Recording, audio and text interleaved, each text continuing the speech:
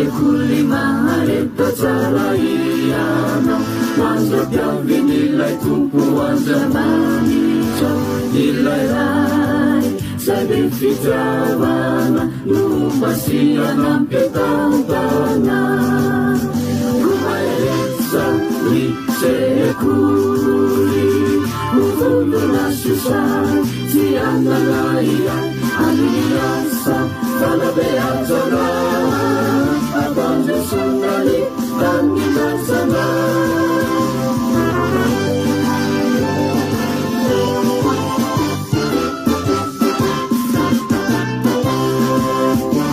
sekoly mahareta tsara iana mandrapiaviny ilay tompo jesosokina izy no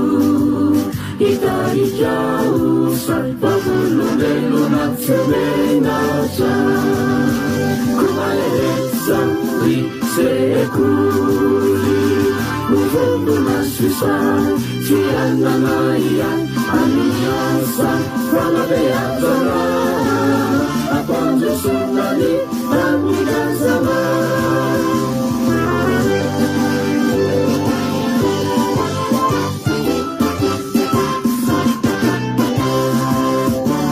sekoly mahareta tsara iana mandrapiaviny ilay tompo zay sarana lay fanahy inasinany no ampahelinay zanazany komaesa ry sekoly movondona sosay tsy ananaia aniasa falabeazana abanjosonali tanitazana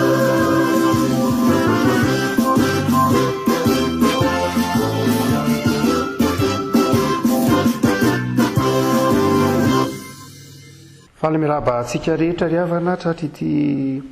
alahady farany amin'ny volana martsa ity ao anatin'ny vanim-potoanan'ny karemy ary alahady fasivy amin'ny roapolo martsa moa tsika anio mifanindra teo amin'ny fotoana izay ahatsiarovan'ny firenena ny martiorany tamin'ny fito amby efapolo sy sivinjato sy arivo dia miarahaba ny malagasy rehetra miarahaba ny mpiray-tanindrazana rehetra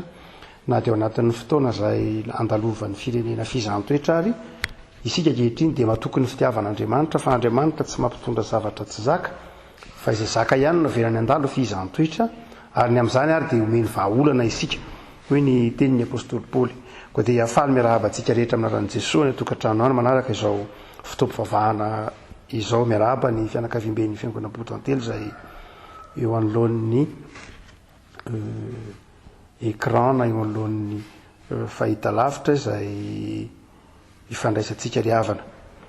dia misaotra manokana ny teknisian'ny fifandraisana isika eto anivon'ny fiangonana izay mampita aminareo mampita amintsika menakavy ity fandaharam-potoana alahady maraina ity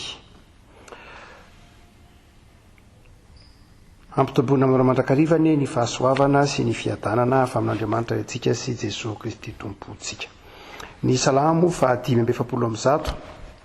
ny salamo fa 5:100 no anomezantsika voninahitra n'Andriamanitra ry havana ny andininy fahavalo ka hatramin'ny andininy fa 4:40 ny andininy fahavalo ka hatramin'ny andininy fa 4:40 dia arahantsika rehetra mamaky any tokantrano any izany. Ny hira moa dia arahantsika mihira ny feokira avoakantsika amin'ny fahitalavitra fifaneraserana tahak'izao dia any tokantrano kosa ianao afaka manaraka ny hira tahaka ny ety ampiangonana ihany. Iompo-po mampanahintsika ry havako hiara hidera sy hisaotra an'Andriamanitra. Mamindra fo sy miantra Jehova, maharo-po sady be famindram-po izy. Manisy soa izao tontolo izao Jehova ary ny fiantrany dia eny amin'ny asany rehetra. Jehova, mideranao ny asanao rehetra ary ny olonao masina misaotra anao. Milaza ny voninahitry ny fanjakanao sady miresaka ny herinao, mba hampahafantarina ny zanak'olombelona ny herinao sy ny haben'ny voninahitry ny fanjakanao. Fanjakana mandrakizay ny fanjakanao, ary hatramin'ny taranaka faramandimby ny fanapahanao. Jehova manoana izay rehetra efa lavo sy mampitraka izay rehetra mitanondrika. Amen. Ny hira fa 420 ny hira fa 420 no ataontsika riavana. 420 ny andininy voalohany sy ny andininy fahatelo no ao amin'ny fandaharana ry Jesu mba henoinao ny feonay mpanomponao izay mivavaka aminao mitady fitahiana. Ampaherezonao zao ny tananay mpanomponao anohana ny olonao miravoravo tanana. Hitsinitsinony izahay malemy sady tsy mahay ka dia ampaherezonao hanaovanay ny sitrakao.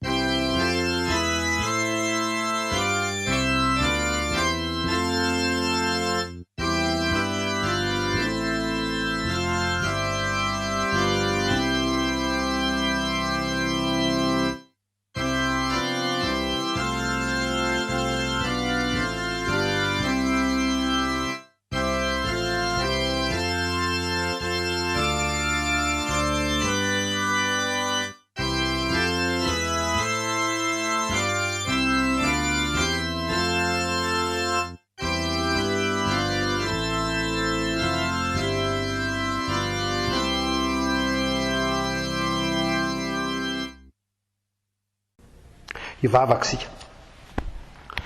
Tompo misaotra anao izany ity fotoana omenao anay ity. Fa na dia ao anatin'ny fizahantsoetra mafy azy zao tontolo izao sy ny firenenay, dia tsapanay fa tsy takon'izany ny finoanay sy ny fitiavanay sy ny fiombonanay. Ka na dia lavitra azy zahay dia arafitra ho tena iray ihany ka afaka miaram-bombavaka any amin'ny tokantrano tsirairay. Afaka mifanaritaava koa aza. Dia ankehitriny tompo dia mangataka ny fitahinao zahay. Akasitrao izao fiombonanay mivavaka izao any an-tokantrano. Ankasitrao ny fifandraisanay ary ho fanatitra manimpofona akasitrahanao zany. Mety eza mangy anay isa-tokantrano sy isam-batan'olo ianao amin'ity ola sy fotoana ity. Ampiraiso fo ny isam-pianakaviana. Ampiraiso fo ny fiangonanao na dia voazarazara ny tafitrano sy ny tokantrano tsirairay ary ankehitriny. Dia mety eza hiteny anay ampahery anay. Saotranao zay ny amin'ny zavatra rehetra. Mandalo zava-manahirana ny firenenay, mandalo zavatsarotra, kanefa tompo ianao mahatoky, ianao miendrika omemboninahitra mandrakariva dia misaotra rahay. Ary mahatoky izay fa tsy hamelanay irery ianao, mahatoky izay fa hiandany aminay ianao amin'ny fiatrena izao zavatsarotra izao, ary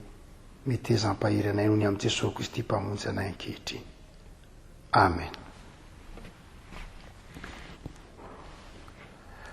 Tonga eo amin'ny fotoana izay hamakina ny soratra masintsika ry havako malala. Ny hira fa 8 ny hira fa 8 no ndeha ataontsika. Dia iroso avy hatrany amin'ny soratra masina isika, valahatra araky ny perikô. Hira fa 8 ny andininy voalohany sy faharoa no ataontsika.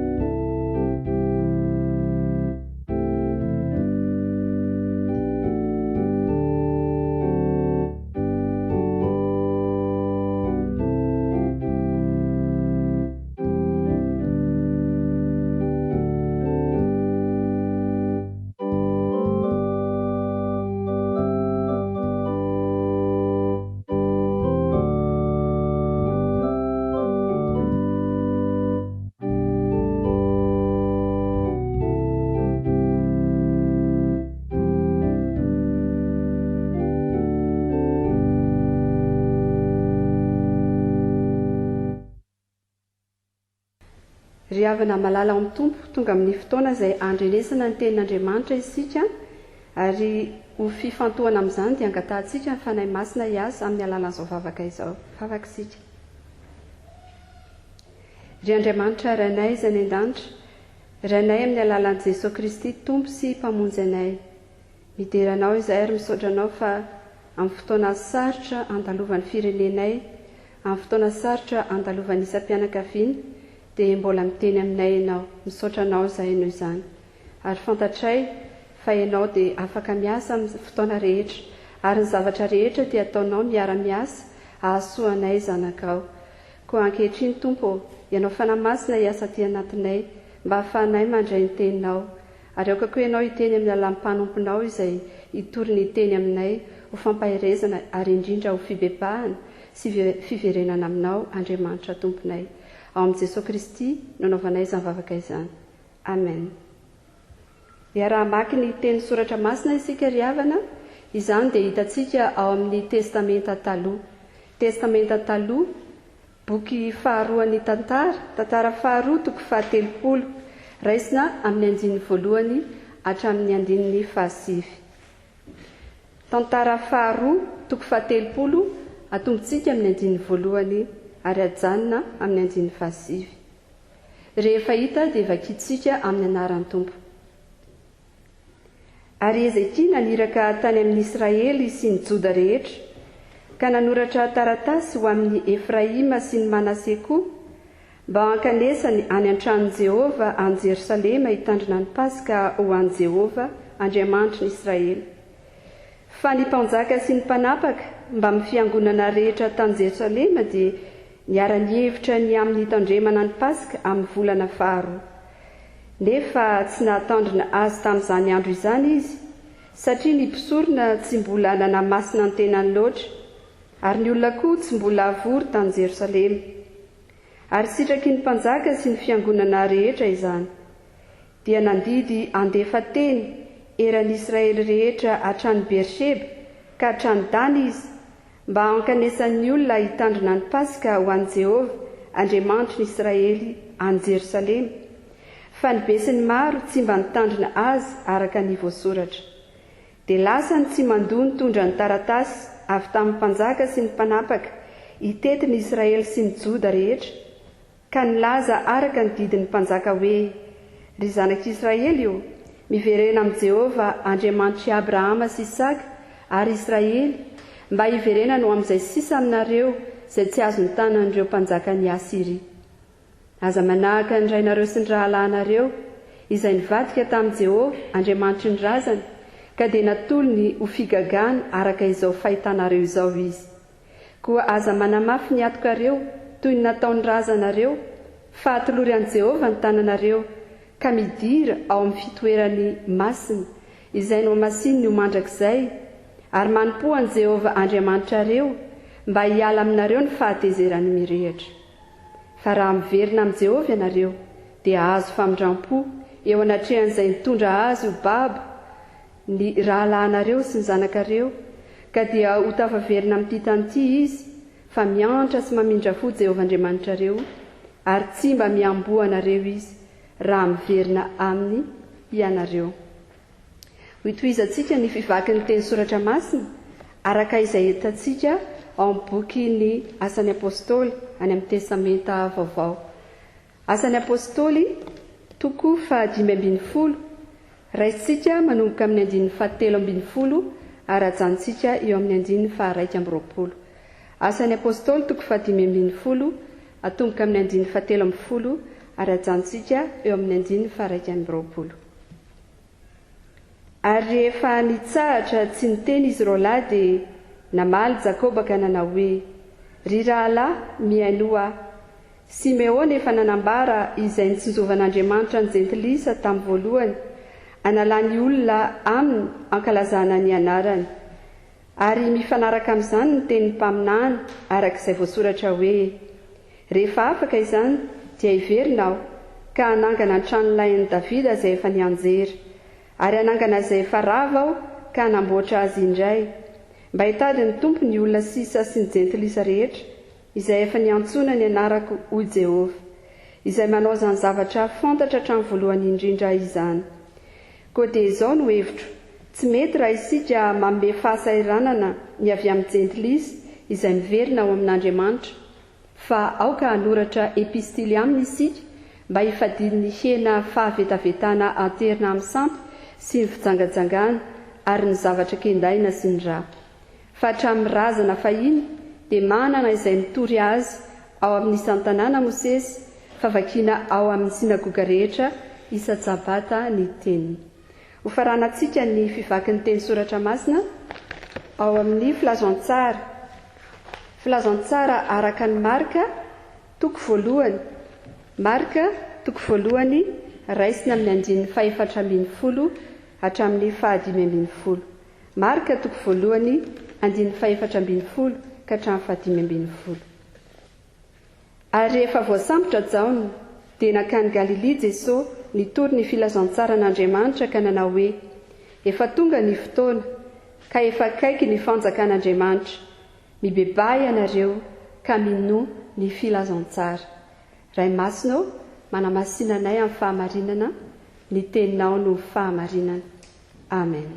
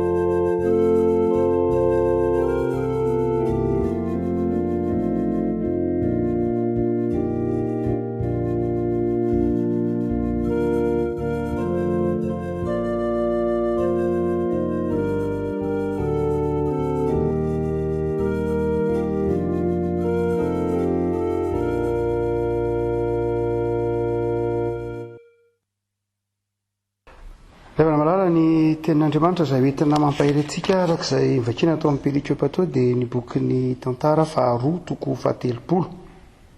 andininy voalohany ka hatramin'ny andininy fahasivy. Tantara faharoa toko 130 andininy voalohany ka hatramin'ny andininy fahasivy. Mbola mitombona amin'ireo hatrany amin'ny fahasoavan'i Jesosy Kristy Tompo sy mpamonjy antsika. Ity bokyny tantara faharoa ity rehefa afaka malala dia mitohy amin'ny bokyny tantara voalohany ihany. Vao taty aoriana isika ty amin'izao taonjato norobony vavahana kristianina tamin'ny andron'ny Saint Jérôme vao natambatra ho boky anankiray ny tantara voalohany sy ny tantara faharoa. Fa tanam-piadoana dia boky anankiray ihany ny tantara voalohany sy ny tantara faharoa. Ary tamin'ny nandikany boky 70 azy ara dia natao tao anatin'ireo ataontsika hoe boky natao anjorom-bala izy. Zany hoe io baiboly io zany, testamenta taloha sy ny testamenta vaovao, dia nisokajiana misy ny lalàna, ny mpaminany, ny soratra. Dia rehefa nadika tamin'ny teny grika ireo baiboly rehetra ireo, dia nisy boky natao hoe tsy dia manao ana loatra, zany hoe natao boky tany anjorom-bala, izay mihitsy nazy ilazana azy. rahabaky teny dia tao anatin'io boky tany anjombaly io ny bokin'ny tantara any hoe boky tsy dia miverina ho any vozana ny finoana loatra tsy dia boky natao mena toerana loatra ho vakiana koa aza kanefa dia amin'izany bokin'ny tantara zany no akatsika nitoroteny amin'izao fampaharezana izao ary tokony fantatsika fa amintsika protestanta moa ny soatra masina dia mitovy avokoa tsy misy hoe soatra masina omena toerana manokana na soatra masina latsa-danja kokoa noho ny hafa indrindra ny bokin'ny testamenta taloha ka ity boky ny tantara izay reperatanatsika ity dia manana toetra mampiavaka azy manokana le avako malala ny tantarany vanim-potoana ela tao amin'ny soatra masina dia mitovitovy ny zavatra tantarainy zany dia ny bokin'ny samoela bokin'ny mpanjaka ary ny bokin'ny tantara ireo dia mitantara ny fiainany zanak'Israely ireo mpandaka ny fandimby ireo mpitondra ny fandimby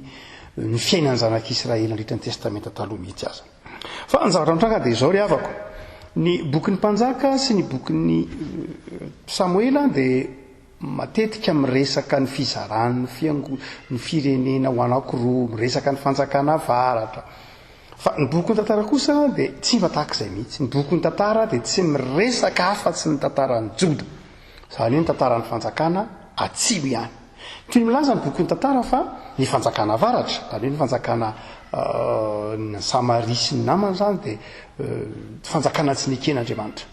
tsy miresaka an'io mihitsy izy fa ny fanjakany joda ihany zany hoe ny fanjakany zay taty Jerosalema ihany no resahany ary eto dia Ezekia zany zay mpanjaka resahany eto dia mazava ho azy mpanjaka any amin'ny fanjakana atsimo zay ivina ny talesona sekoly alahady fa ny zara roa ny fanjakan'ny Israely dia ny fanjakana varatra sy ny fanjakana atsimo tamin'ny andron'ny Solomona taoriana kelin'ny Solomona moa ny tena nizaran'ireo fanjakan'ireo ovo ary dia ny fanjakana atsimo zany ny tantarain'ny tantara fa ny fanjakana varatra sy ny atsimo kosa no tantarain'ny mpanjaka sy ny Samoela raha azavaina tsara amin'ny atsipriany zany fa eto avako dia mbola mahagaga ihany dia ity rehefa mitantara ny bokin'ny rehefa mitantara zany ny bokin'ny tantara voalohany sy faharoa dia ny saika mpanjaka omeny toerana sy tantarainy lava indrindra dia ny tantaran'i Davida Solomona dia Josia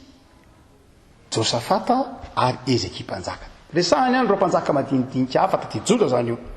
fa reo mpanjaka dimy ireo ny tena matetika nyresahany lava ny tokony misy azy dia Davida Solomona dia mazava ho azy Ezekia sy Josafata ary Josia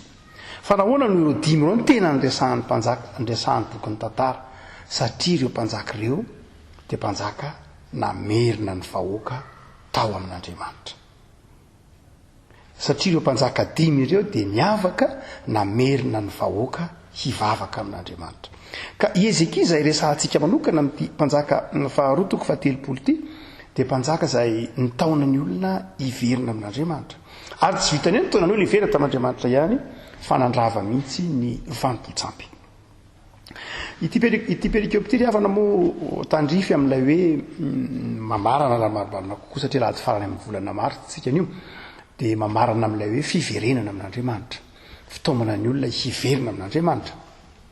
ka raha toka jerena amin'ity bokin'ny tantara faharoa toko fahatelopolo ity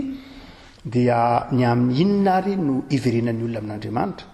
ary endrika manahoana no fotoana tokony hiverenan'ny olona amin'Andriamanitra inona no endrika isehoany zany fiverenana amin'Andriamanitra zany iza koa ny tokony hiverina amin'Andriamanitra zany rehetrany dia valiny ty bokin'ny tantara faharoa toko fahatelopolo ity fa ndeo jerentsika voalohany indrindra ara ametra-panontaniana amin'ny bokin'ny tantara sika manao hoe raha miverina amin'Andriamanitra izay Andriamanitra raha miverina aminao zay Andriamanitra ny firenena na ny fiangonana na ny mpino dia endrika manahoana no anehoana an'izay fiverenana aminao zay voalohany indrindra dia asehon'ny bokin'ny mpanjaka tantara faharoa toko fahatelopolo fa manomboka amin'ny vahoaka an'Andriamanitra ny fiverenana amin'Andriamanitra raha tsorina dia manomboka amin'ny fiangonana zany manomboka amin'ny fibebahany fiangonana zany ny bokin'ny tantara faharoa zany dia zao mitaona ny olona atsiaro fa manota voalohany indrindra dia ny vahoaka an'Andriamanitra ary dia ny mpanjaka ny tantara faharoa ity dia mitaona andiny tena ny mpino zany taona ny mpino andiny tena tsy hijery ny fahotan'ny hafa fa hijery aloha ny fahotan'ny tenany, hijery ny tsy fahatanterahany, hamantatra ny tenany ka hiverenany amin'Andriamanitra. Eto ary Ezekia dia ny teny manokana ary manazava fa ny mpisorona, ny levita, ny mpitondra fivavahana, ny fiangonana dia tokony manamasy tena. Ny fiverenana amin'Andriamanitra zany dia manomboka amin'ny fiangonana, amin'ny mpitondra fiangonana, amin'ny vahoakan'Andriamanitra, miverina amin'ny fanamasiana tena ny vahoakan'Andriamanitra. Afaka malala amin'izao fotoana farany amin'ny volana Marsa ao anatin'ny karemy ity atsehitsika ny Paska dia voavaly ny fanontaniana. Iza no miverina, iza no tao amin'Andriamanitra hiverina amin'ny voalohany indrindra? Ny fiangonana izay nantsoan'Andriamanitra, novidian'Andriamanitra tamin'ny rano Jesoa, ireo ny voalohany tao amin'Andriamanitra anamasy tena. Fa nahoana moa hoe manamasy tena izy ireo? Fa inona no nitranga? Fa inona no nitranga araka ny bokin'ny tantara no mezakazaka Ezekia mpaminany ny taonany olona hiverina amin'Andriamanitra? Tsotra ry havako malala. Roa no ny zavatra nitranga tamin'ity bokin'ny tantara ity. Voalohany dia izao, betsaka loatra ny fanompontsampy hitantsika ny toko 720, betsaka ny karazana fanompontsampy ara-panaza izay nitranga tao amin'ny firenen'ny Joda talohan'ny Ezekia. Ary dia Ezekia dia namerina ny olona hiverina amin'Andriamanitra, nandrava ny tempolo-tsampy isan-karazana. Zany hoe tena nisy zany fahotana ara-panahy nataon'ny Joda. Inona ny fahotana ara-panahy nataon'ny Joda? Nijangajanga na afoy an'Andriamanitra izy, nijangajanga nanompo sampy izy. Ny bokin'ny mpanjaka faharoa toko 7:20 izay mitantara indrindra any Ezekia, tsy nitantarainy moa zany fa amin'ity boky ity, fa amin'ny bokin'ny tantara tsy nitantarainy, fa amin'ny bokin'ny mpanjaka dia nitantarainy mihitsy ny niandohan'ny fanjakan'i Ezekia sy ny naharavan'ny fanjakan'i Israely ary ny nandravany Ezekia ny toerana fanompo-tsampy isan-karazany tao amin'ny fanjakan'ny Joda. Ary dia mazava tsara ny Tsipriny amin'ny bokin'ny mpanjaka faharoa toko 7:20 io fa ny fahotana voalohany indrindra ara-panahy nataon'ny Joda dia izy nanompo sampy. Izy nihevitra fa tsy ampy ny famonjen'Andriamanitra, izy nihevitra fa tsy ampy zany fivavahana amin'Andriamanitra zany, izy nihevitra fa misy hery hafa aza hitrikina hiveran'Andriamanitra, izy nihevitra fa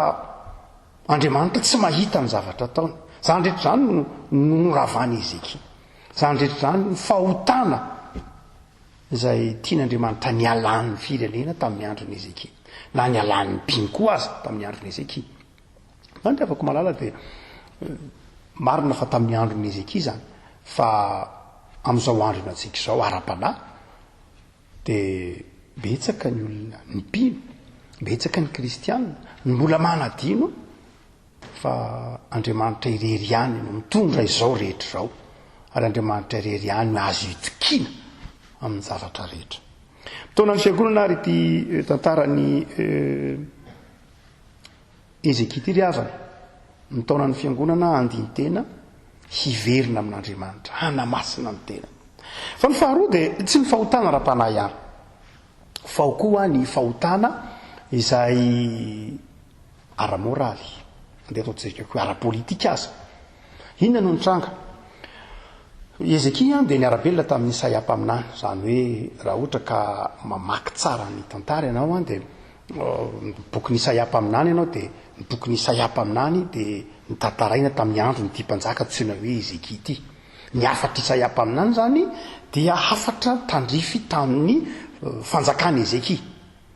Jereo tsara ny afatra Isaia mpaminany fa Andriamanitra masina, Andriamanitra sarotiny, Andriamanitra sarom-piaro, Andriamanitra tsy azo vazivaziana, Andriamanitra zay eo amin'ny bokin'ny Isaia mpaminany, tsy afakory io fa afatra tamin'ny andron'ny Ezekia. ary dia izay no nahatonga ireo fitaomana maro samihafa miboky ny Isaia-paminany ny olona hibebaka fa tsy izay ihany riavana tsika hoe tsy ho tany ara-panahy ihany tsy teo amin'ny lafiny ara-pinoana ihany na teo amin'ny lafiny ara-panahy ihany na ahitana izany hoe fivilian-dalana ny jiosy izany fa teo amin'ny lafiny ara-politika koa inona teo amin'ny lafiny ara-politika nitranga dia izao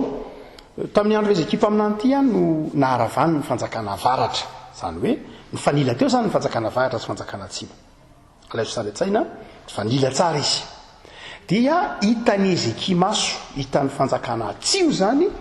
ny naharavany ny fanjakana avaratra noravany ny fanjakana asiriana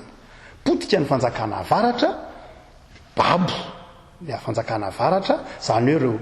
tsy afatsy akory fa raitampo ihany amin'ny fanjakana atsimo io dia hitan'ny asiriana hitan'ny Hezekia sy ny fanjakana Joda ny faharavan'ny fanjakana avaratra dia mazava ho azy ny fanjakana asiriana zany nandresy ary io koa ny fanjakana asiriana fa nanantanina te hanimba ny fanjakana atsimo isan'ny Joda zany dia inona vahaolana no entin'ny fanjakana atsimo ny fampiraharaha tamin'ny Ekiptianina izy zany hoe io zany ny fanjakana atsimo fa nitady vahaolana ara-politika tany amin'ny Ekiptianina mba hoentina noerana ny asiriana dia tsy nakasitrahan'Andriamanitra ny vahaolana diavin'Andriamanitra dia tsy vahaolana ara-politika fa ny vahaolana diavin'Andriamanitra dia ny vahaolana ara-pivavahana zany hoe tsy ny lafiny ara-politika akory ny tsy akasitran'Andriamanitra tamin'ny tantarany ny fanjakana avaratra sy ny fanjakana atsimo ary ny Egiptianina sy ny asiriana tantarainy eto fa ny tian'Andriamanitra ho ao an-tsaina ry avako malala raha mamaky tantarany Hezekia izy dia hoe inona ny vahaolana raha tojoolana ny firenena anankiray dia ny valiny dia zao ao amin'Andriamanitra mametra-panotaninany amin'Andriamanitra aloha inona Andriamanitra ny tianao ataonay inona Andriamanitra ny vahaolana tianao hizoranay fa nisy fotoana tamin'ny lafiny ara-politika fa kitsika tsara any amin'ny boky mpanjaka tonga 7 volaza teo fa ny fanjakana atsimo izay nisy an'i Hezekia zany dia io koa fa nitoky tamin'ny lafiny ara-politika tamin'ny fanjakana Egiptiana fa tsy nitoky tamin'Andriamanitra ary io no hitoman'Andriamanitra indray io ny fibebahana faharoa ny fieverana fa ny vahaolana sarotra ao anatin'ny fiarahamonina dia tsy hisy raharahian'Andriamanitra n'izany fa ny ara-panahy ihany ho heverina ho raharahan'Andriamanitra tsy ry avako malala fa amin'ny boky ny tantara faharoa toko 7 ity dia manazava fa izao tena misy fahotam-piarahamonina mihitsy ateraky ny tsy fitodian'ny olona amin'Andriamanitra dia eto ary avako malala mametraka fanontaniana tsy mamaly ny fanontaniana tsika iza ny tokony hiverina amin'Andriamanitra itsika manao hoe ny fiangonana fa iza koa ny firenena manontolo mihitsy satria ny firenena manontolo dia ny hevitra fa voavahan'ny saina voavahan'ny herin'olombelona voavahan'ny fahaiza mitantana voavahan'ny fahaiza manao ny olana dia tsy nitoko tamin'Andriamanitra izy ary nefa rany dia io any tamin'ny andron'ny Hezekia io ka nahatonga ny asiriana nambabo mihitsy indray ny arena tao amin'ny fanjakany Joda sy ny tempoly raha vako malala karemintsika kehitriny any dia mamantatra ny hoe zavy Andriamanitra tokony hiverina aminao iza ny tokony hiverina aminao dia mazava ny fanontaniana enao isika ny fiangonana ny firenena ny tokony hiverina amin'Andriamanitra fa ny faharoa tsy farany avako malala rehefa mazava araka ny boky tantara faharoa ary hoe iza ny tokony hiverina amin'Andriamanitra dia inona ny endrika isehoany ilay fiverenana amin'Andriamanitra voalohany indrindra dia fanaovana ho zava-dehibe ny fiombonana ny fiaraha-mivavaka jereo tsara fa hoy Hezekia mpaminany hoy Hezekia mpanjaka ambafisiny Isaia mpaminany moa io hoy Hezekia mpanjaka aoka ho tandremana ny Paska zany hoe ny Paska izay tsy nankalazaina hatramin'izay dia io fa verenana ankalazaina amin'ny andron'ny Hezekia ny dikan'izany dia inona ny endriky ny fibebahan'ny olona na ny endriky ny fiverenan'ny olona amin'Andriamanitra dia ny fanaovan'ny olona ho zava-dehibe ny fitombavaka fanaovan'ny olona ho zava-dehibe ny fiaraha-mivavaka fanaovan'ny olona ho zava-dehibe ny fanompona an'Andriamanitra Andriamanitra efa nanazava ao amin'ny boky ny Deutéronomie boky ny Exodosy manao hoe ny Paska dia tandremanareo hatramin'ny taranaka amin'ny fandimby fa nandritra ny taona maro nanjakana talohan'i Ezekia ireo mpanjaka ny fandimby tena nadinony zany Pasika zany izy ary teto Ezekia mpaminany manao fantsipy-vavahana ka mamerina indray ny fankalazana ny Pasika. Inona ny heviny? Havana malala ny atao hoe miverina amin'Andriamanitra, ny atao hoe manamasina an'Andriamanitra, manamasy tena dia mamerina indray amin'ny tokony ho izy ny fitoam-pivavahana, ny fiaraha-mivavaka,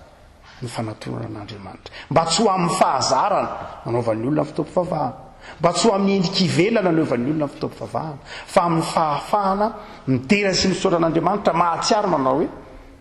zava-dehibe ny afatr'Andriamanitra tokony hanomezana voninahitra azy isan'andro. Endrika voalohany zay dia avako malala hotsika ny hoe ny amin'ny endrika n'inona moa ny endrika isehon'ny fibebahana raha dia tsotra amin'ny fanaovan'ny olona zava-dehibe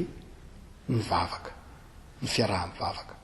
Fa ny faharoa dia ity dia avako malala izany vavaka zany zany fiaraha-mivavaka zany zany fanamasiana tena ao anatin'ny vavahana zany dia izao tsy sokajin'olona tokana akory, tsy sokajin'olona ray fa fiangonana manontolo. Hoy ny filazan'ny boky ny tantara faharoa azy dia ny aingany tsy mandoa nitondra ny taratasy nampitondray ny mpanjaka ka nandeha nitety tonga hatrany amin'ny faritra maro hatrany Dana hatrany amin'ny faritra ny Efraima sy ny Manase. Tsy dia hoe kisendrasendra dia avako malala ny tenin'ny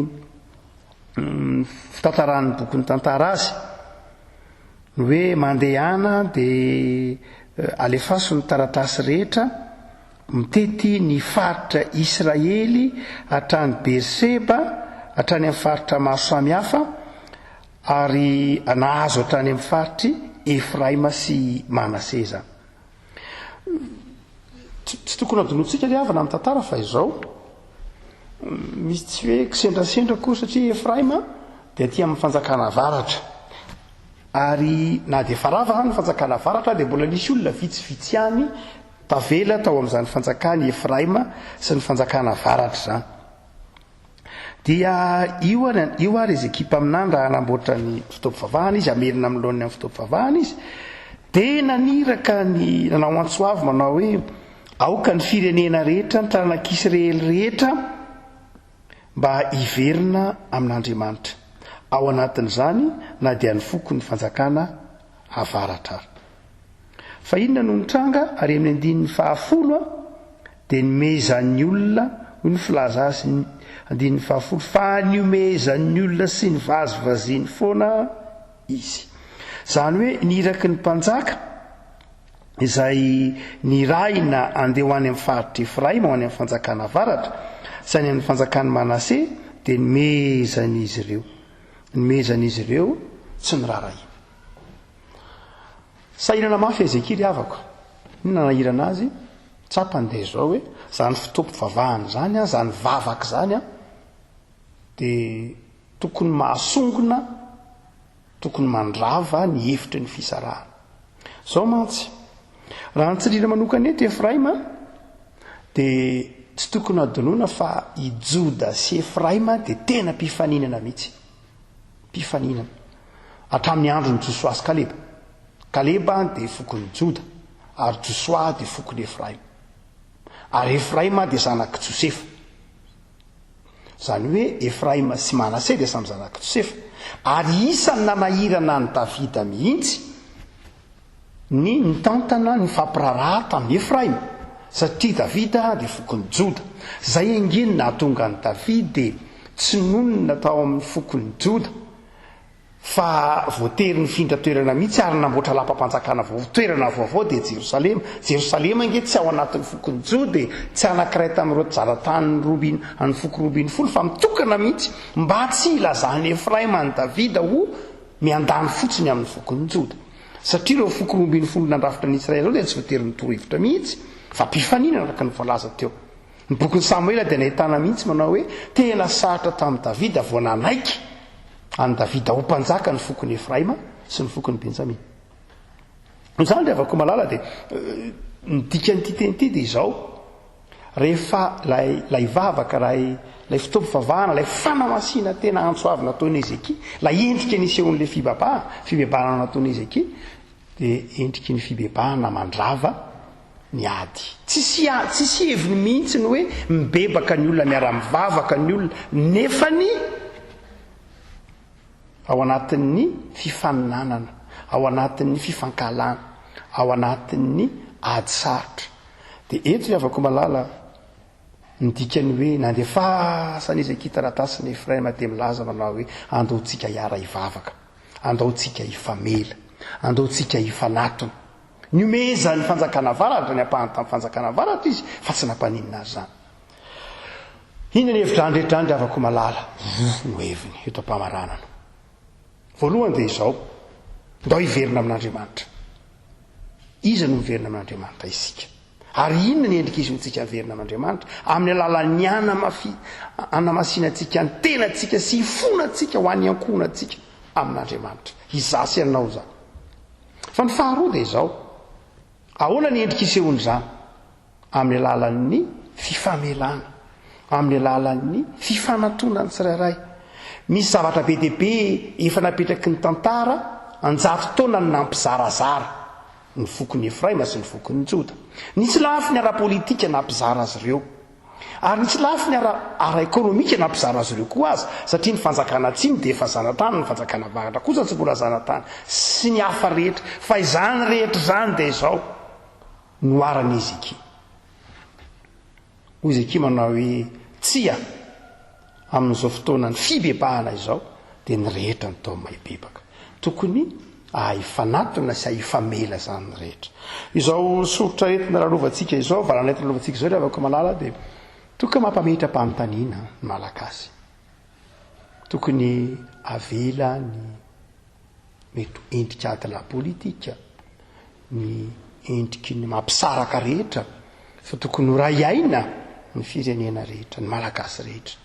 tokony samy matsiaro ray aina miatrika izao valana retina izao ary roa ny fitaovana omen'Andriamanitra hoe tsika miatrika izany raha ity boky ny tantara ity voalohany dia izao ny finoantsika n'Andriamanitra ho mahay zavatra rehetra ka amin'ny alalan'ny fibebahana tahaka nataony Ezekia mpanjaka ary ny faharoa dia izao ny firaisam-pirenena sy ny fihavanana zay ny fitaovana faharoa fitaovana faharoa dia ity ny firaisam-pirenena ny fihavanana ny fifankatiavana ny fifanohanana zany ny fitaovana hoety miatrika izany zava-tsarotra izany zay ny nataony Ezekia mpanjaka eto engenera avako malala ho tsapanao amin'izao alahady farany amin'ny volana martsa izao alahady farany raha teo koa zay mielon'ny volan'ny herinandro masina dia atsiarovanao tena manao hoe za zany omen'Andriamanitra fitaovana mety mandresiny zava-tsarotra dia ny finoko sy ny fitiavako ny namako fitiavako ny namako toa tsika hivavaka ry avako malala ary ao anatin'ny izao vavaka izao no dia ametrahantsika ny fiainantsika eo am-pelantanany tompo hivavaka sika tompo misaotra anao zay fa izay ny tao aminao hiverina aminao izay fiangonana manamasy tena izay hipino manamasy tena liza tokantrano manao zava-dehibe ny fiaraha-mivavaka ary mahatoky fa mamaly vavaka ianao mampianatra anay anao koa tompo fa manana didy sy andraikitra izahay amin'ny fiverenana aminao ao anatin'ny fifamelana ny fihavanana ka zay rehetra mampisaraka anay dia avelanay adononay tsy resahanay akory ary fa miara-manatona anao zahay zay ny fibebahana dia ankehitriny tompo kalaza anao zahay ao anatin'izao no atsiarovana raha teo koa ny fitiava-tanindrazana teo anivon'ireo zokinay ka tsaronay ny tia alahady 9 mars ity dia mivavaka ho an'ny firenena malagasy zahay ho an'ireo mpitondra isana ambaratonga ho an'ny vahoaka tsy vaky volo mamangy anay ianao dia ampahirezay atsiaro anao zava-dehibe ny fihavanana ny fifankatiavana ny fifandraisana ny fifamelana ka tsy atsiaro akory fa izay dia mety ho samy hafa aza amin'ny maha-olombelona anay fa efa narafitra ho iray any ary ny fahasamy hafanay dia arena eo aminao ka ahafahanay miatrika ny zavatsarotra isan-karazany eto amin'ny firenenay. Vavaka izay tompo ho an'ny fiangonanao, ataovy mahay manamasy teny, ataovy mahay mandiny tena amin'izao kareny izao. Jereo ny tokantrano tsirairay avy, jereo ny zanakay rehetra, ny eto ny tsy eto, samy ome fitahina ary samy ataovy eo ambany fahasoavanao. Imbonanay izany tompo izany vavaka izany amin'ilay vavaka nampianarinao anay manao hoe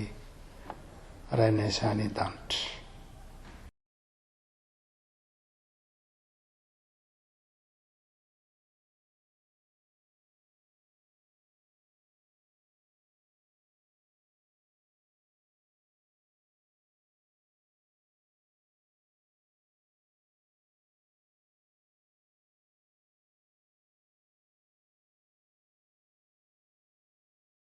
Mamarana izao fotoam-pivavahana izao isika ry havako malala dia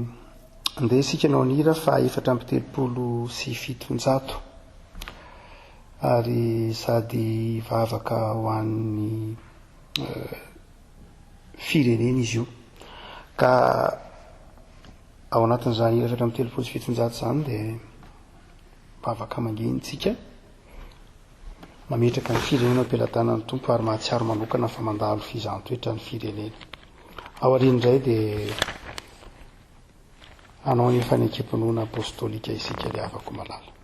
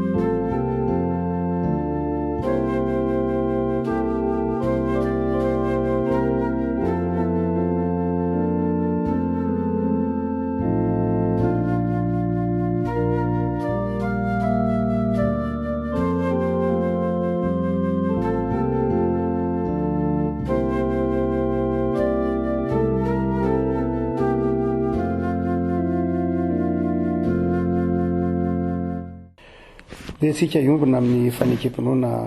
apostolika. Mino an'Andriamanitra ray tsy to mpanao ny lanitra sy ny tany aho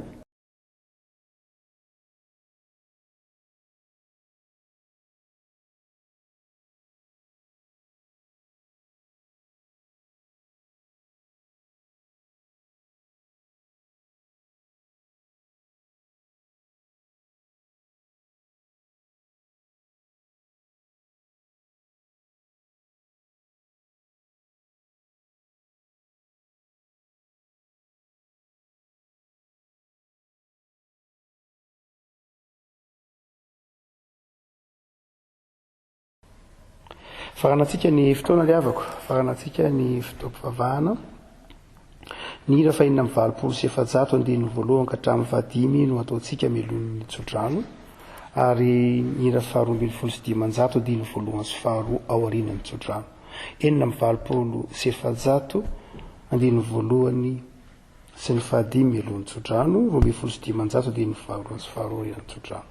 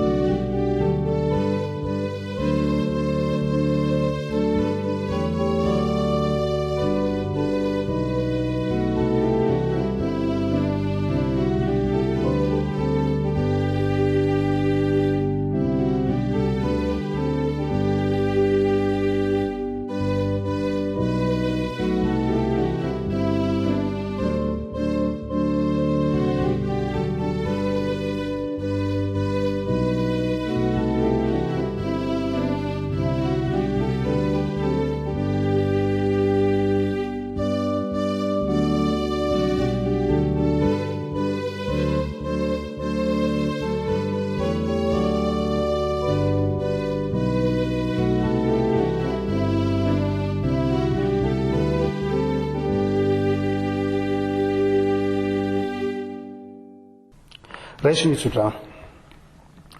Itahy anao any ny tompoka hiaro anao. Hampamirapiratra ny tavany aminao any ny tompoka mindra fo aminao. Hanaratra ny tavany aminao any ny tompoka omeny anao ny fiadanana. Amen.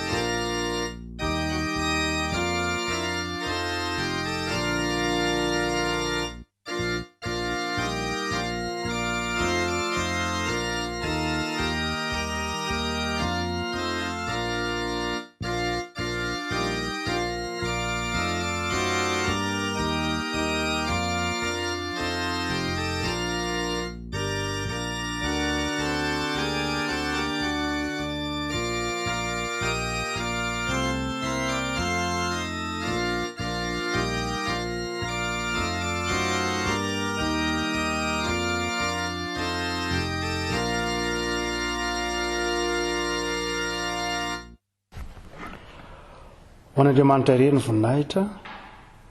amin'ny anaran'ny Ray sy ny Zanaka ary ny Fanahy Masina. Amen.